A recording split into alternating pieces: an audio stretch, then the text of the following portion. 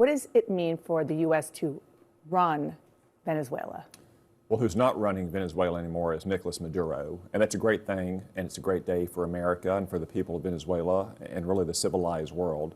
Nicolas Maduro was a indicted drug trafficker in U.S. courts. He was an illegitimate communist dictator.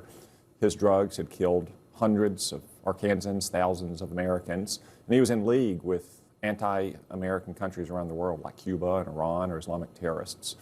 It's a good thing that he's in a jail now in New York City. The president said that when the president said the United States is going to be running Venezuela, it means that the new leaders of Venezuela need to meet our demands. Our demands are now what they were before yesterday, that we want them to stop the drug trafficking, we want them to stop the weapons trafficking, we want them to expel the Cubans and the Iranians and the Islamic radicals, and we want them to return to the civilized world and be a good neighbor that contributes to stability, order, and prosperity in our own backyard.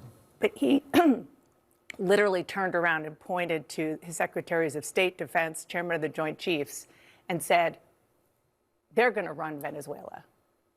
Well, I know that Secretary Rubio in particular is in consultation with other members of the Maduro government. He's also in consultation with members of the opposition. They're working through what an interim or transition government would look like. Obviously, Secretary Hegseth and General Kay and our entire military deserve our praise and an amazing raid, maybe the most complex operation that's occurred in the 5 years Donald Trump has been president without a single American life being lost.